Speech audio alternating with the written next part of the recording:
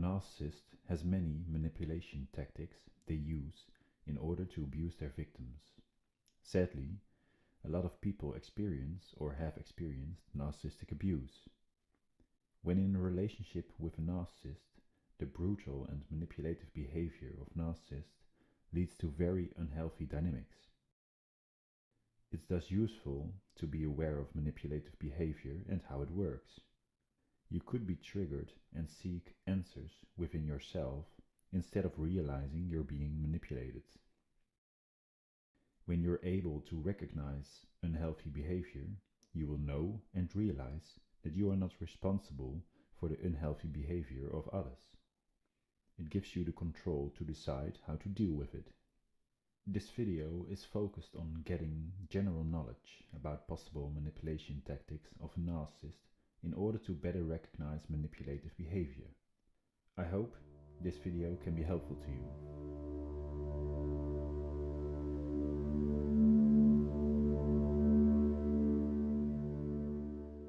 What's important to mention is that when someone uses the manipulation tactics mentioned in this video, it doesn't necessarily mean someone is a narcissist. Everyone uses forms of manipulation from time to time, whether consciously or unconsciously. The difference with narcissists is the purpose, extent, and intensity of the used manipulative behavior. Now, I will explain some of the most common manipulation tactics. The focus is on behavior shown and not on the label narcissism. I've categorized the manipulation tactics into 3 categories. I will first go into the category of devaluing behavior and gaining control. One of the most important dynamics within narcissistic abuse is the idealizing and devaluing dynamic. It's a back and forth between idealization and devaluation. The idealization behavior is called love bombing as well. A narcissist can show a lot of conditional love and be very charming, loving, and appear as a warm personality. As long as they are pleased with your behavior, which is the conditional part, they will shower you with loving attention, care, compliments, gifts, and so forth. You are the special one, their soulmate, or the love of their life. By using mirroring, they can create the illusion of being the perfect partner.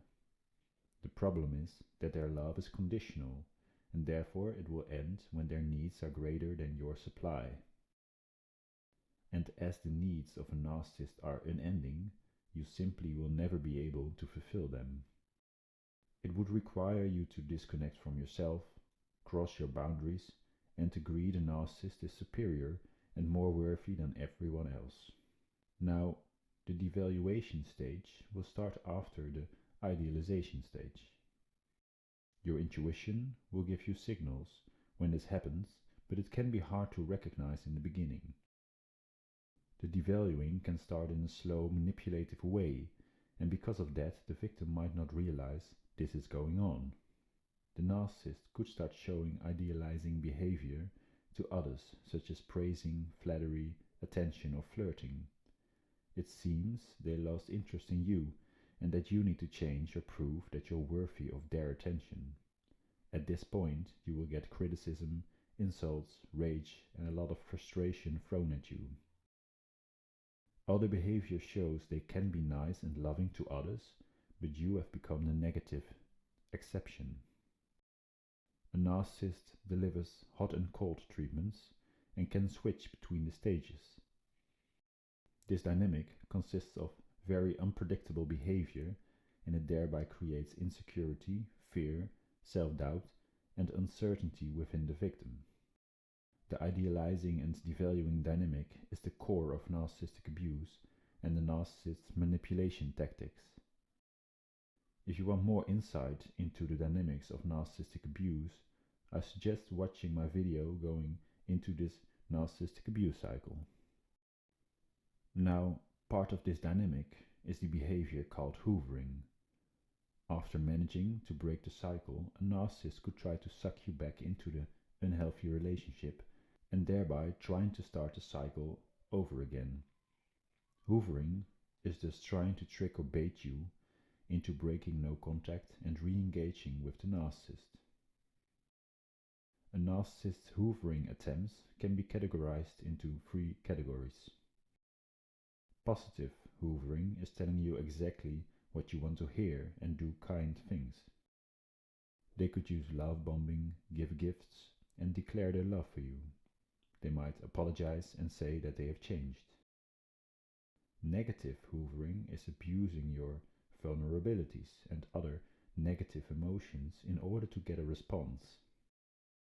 They could try to provoke you, use your children, pretend as if nothing happened, use victim behavior, triangulate, and so forth, in order to get attention.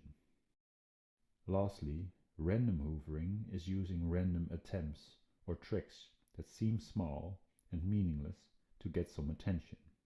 These could be small messages, random questions, or accidental calls or texts. Any engagement will be narcissistic supply. It's essential to keep the door closed and not re-engage with them. You can learn more about hoovering in my videos going deeper into this behavior. Now, the third is that there are quite some manipulation tactics within communication that narcissists frequently use. Clearly, narcissists love to label and judge people.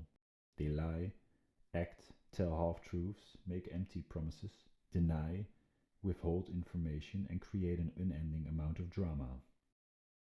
Here are shortly some examples of tactics within communication narcissists use. Whether consciously or unconsciously, black and white behavior or thinking is very common for narcissists. You are either on their positive or negative side. Persons on the negative side could be smeared, humiliated, and or dehumanized. On the positive side, they could use false flattery, praise, and compliments. Whether positive or negative, it's unnatural, exaggerated, and without nuance. You can recognize these extremes in the idealization and devaluing and hot-cold dynamic, and the tendency to overgeneralize. Common examples are repeating statements such as, "You're always so sensitive," or "You're always trying to create problems." A narcissist could try to force you to choose whether you are with them or against them. It's using force to choose sides and not allowing for any nuance. Clearly, this is very unhealthy behavior to do this, as it's using pressure and force to control someone. Another example is a game of proof. A narcissist will put the burden of proof upon others. They feel entitled and have their own truth, so others would have to prove them wrong. Clearly, this can be done because if someone attempts to prove them wrong, a narcissist will deny it, dismiss it, change the subject, and so forth. It's thus an unending game of avoidance and dodging responsibility or blame. Another common example is the so-called word salad. This is a technique in which the narcissist leaves no space for another person in a conversation. A narcissist can intentionally use this to confuse, gaslight, or silence you. They will talk, and you will not be able to respond because there simply is no space to do so.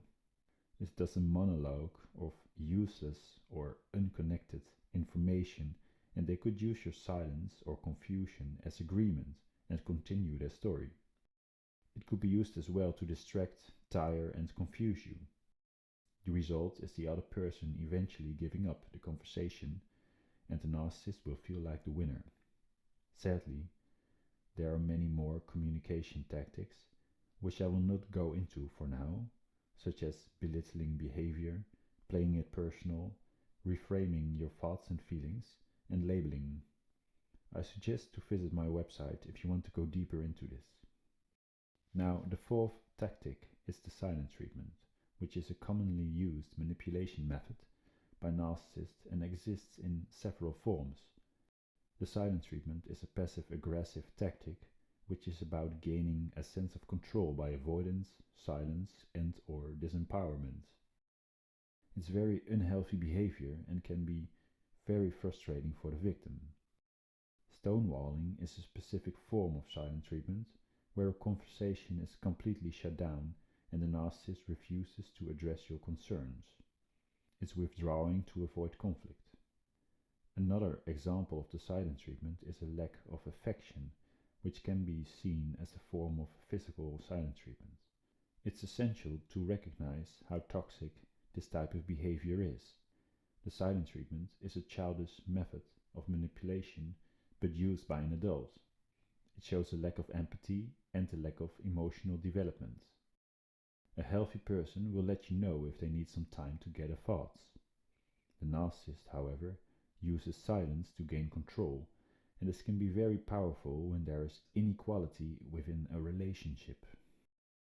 A narcissist could use this method for several reasons, such as regaining control, devaluing you, avoiding responsibility, and/or gaining narcissistic supply.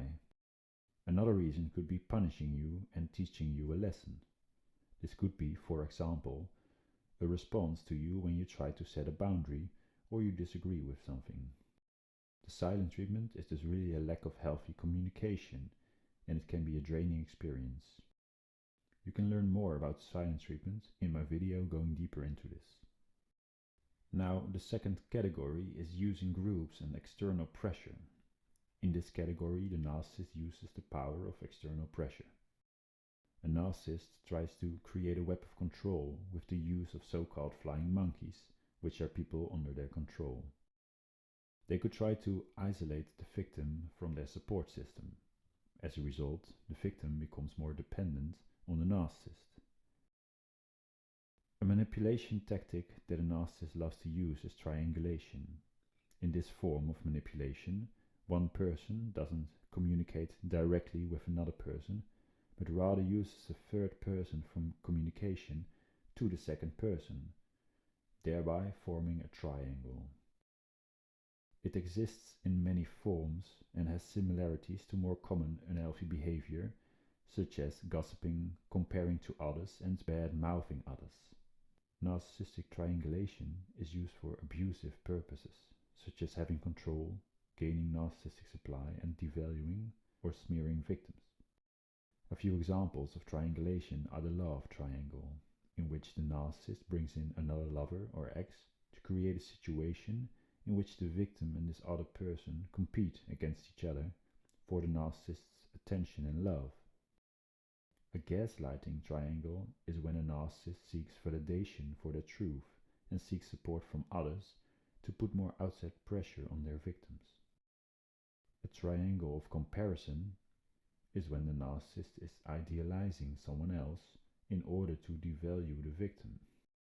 It's a way of showing conditional love or validation to others and thereby discarding the feelings and importance of their partner. A narcissist could also try to create a distance between you and someone close to you, such as a friend or family member. And lastly, bandwagon is when they attempt to create pressure to go along with something by claiming everybody agrees or everybody is doing it. Again, there are many forms in which these manipulations can play out. Triangulation is disturbing behavior and results in negative energy. It's used a lot by narcissists. The victim can become stuck in a negative vicious circle of gossiping, comparing, and feeling envious. You can learn more about triangulation in my videos specifically going into this behavior. One of the more brutal manipulation tactics of a narcissist is the smear campaign. The person you once loved is now brutally attacking you with all kinds of blaming, lies, half-truths, and false allegations. The narcissist will publicly portray you in an untruthful manner and create a fake persona of you that matches their own fake persona of being a victim or hero. They could claim you're crazy, insane, unstable, an addict, a narcissist, bipolar, toxic, a stalker, and so forth. It's all done in order to manipulate, control, and/or devalue the victim. A narcissist could use the smear campaign as a form of damage control in order to protect their created identity. They will additionally try to gather an army of flying monkeys to support their web of lies. The smearing is very personal and is clearly a very brutal form of manipulation. It's heartbreaking.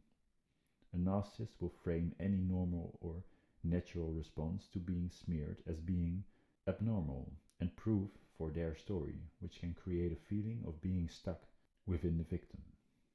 Your energy will likely be drained when you're victim of a smear campaign. It can create a lot of anxiety, frustration, fear, and anger within victims. For victims, it's necessary to learn more about the smear campaign and, more importantly, how to deal with it. You can learn more about this in my in-depth article about the narcissist smear campaign. Now, the last category I called Games of Truth.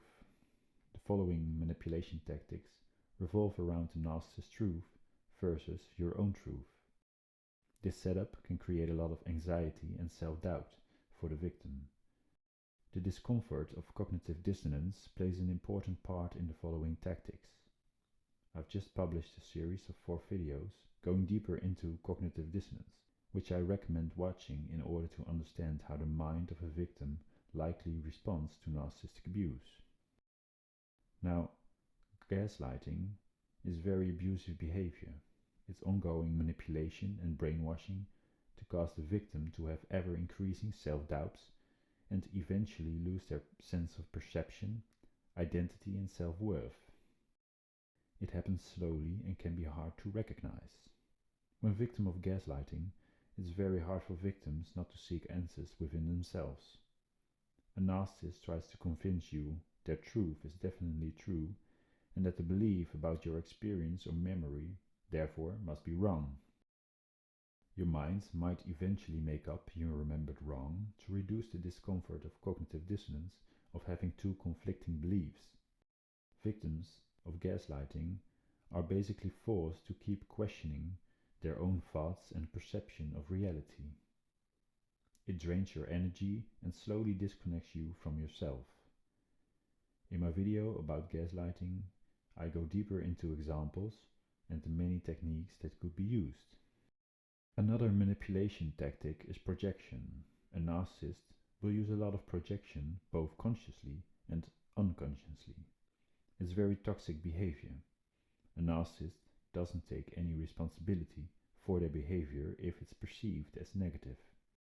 Any criticism or an honest attempt to give feedback is perceived as an attack on their persona, and therefore they use projection as a defense mechanism. It's basically shifting the responsibility towards someone else. It can be very hard to deal with in combination with other manipulation methods. It forces the victim to look within themselves and can create an unhealthy dynamic within a relationship. The last manipulation tactic is emotional appeal. This is when they try to trigger your emotions or feelings such as guilt, fear, or loyalty. This could be done by using rage or act very theatrical or dramatic. A narcissist can act being astonished or perplexed by your normal behavior or something you said. They can act like it's unbelievable what's happening. Some will use threats, intimidation, rage, combined with behaviors such as shaming, blaming, projecting, and silence treatments. For example, the following could be a response to setting a healthy boundary.